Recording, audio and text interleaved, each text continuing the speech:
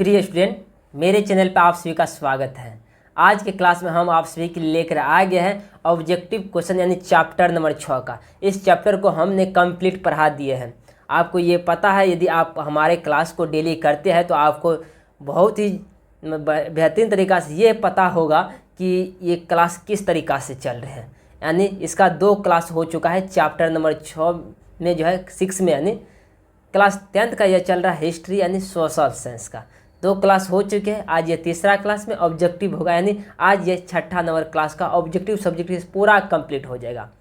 हम आपसे उम्मीद करते हैं कि आप इन बातों को बहुत बेहतरीन तरीक़ा से समझ पाए होंगे। बिल्कुल तरीक़ा से, बिल्कुल आसान भाषा में आपको समझाने का प्रयास करता हूँ। बहुत उम्मीद करते हैं कि आप समझ पाए बहुत ही बेहतरीन तरीक़ा से। आज के क्लास में हम लेकर आ गए ऑब्जेक्टिव क्वेश्चन, जो कि मोस्ट इम्पॉर्टेंट क्वेश्चन है, जो कि परीक्षा के एग्जाम के दृष्टिकोण से काफ़ी महत्वपूर्ण है। जो भी 2026 में एग्जाम देंगे उनके लिए खास करके तो रामबाण साबित होगा। इस क्लास को कर लेते हैं तो जो भी इनसे क्वेश्चन पूछेगा इन चैप्टर से, वह एक भी क्वेश्चन आपसे नहीं छूटेगा। चलिए तो सबसे पहले इस क्लास को स्टार्ट करते हैं एक बेहतरीन तरीक़ा से। अब यहाँ पे देखने का हम बात करेंगे।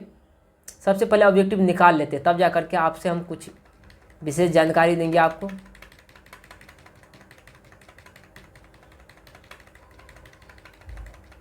निकल गया, कहाँ निकला ऑब्जेक्टिव? वो अभी तो नहीं निकला।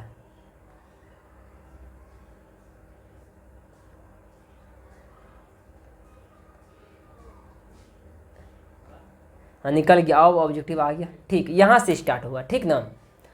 अब 1 नंबर से ऑब्जेक्टिव देखेंगे और यह इसमें भी लिखा गया है यह क्वेश्चन जो है कौन सा वर्ष पूछा गया। जैसे यह क्वेश्चन जो है 2015 में पूछा गया, ठीक ना। अब यहाँ देखिए, कह रहा गार्डन सिटी की अवधारणा किसने विकसित की थी।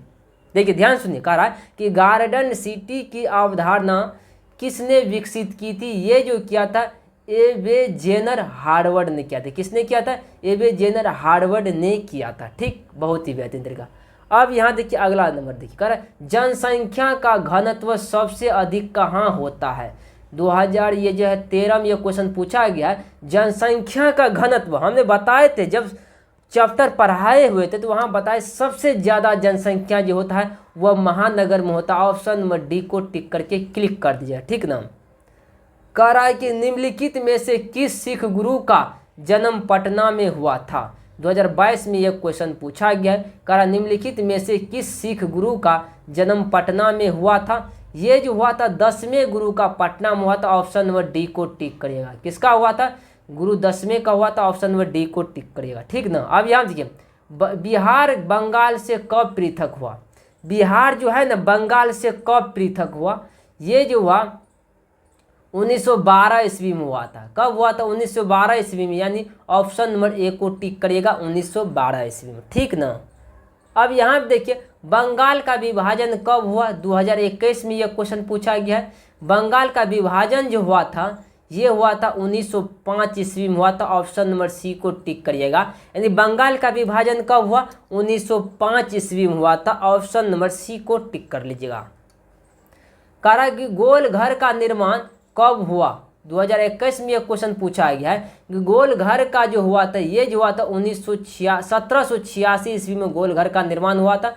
ऑप्शन नंबर सी को टिक करिएगा। 1786 ईस्वी में गोल घर का निर्माण कब हुआ था? 1786 ईस्वी में हुआ था, ठीक ना। यहाँ देखिए, कह रहे बिहार का सबसे बड़ा नगर कौन है। कह रहे बिहार का सबसे बड़ा महानगर जो है वो 2020 में और 2021 में यह क्वेश्चन पूछा गया है कि बिहार का सबसे बड़ा महानगर वो पटना है। ऑप्शन नंबर ए को टिक करेंगे, कौन है? तो पटना है। कह महात्मा बुद्ध को ज्ञान की प्राप्ति कहाँ हुई। 2021 में यह क्वेश्चन पूछा गया है। महात्मा बुद्ध को ज्ञान की प्राप्ति जो हुआ था बोध गया में हुआ था। ऑप्शन नंबर बी को टिक करिएगा। कहाँ हुआ था? बोध गया में हुआ था, ठीक ना।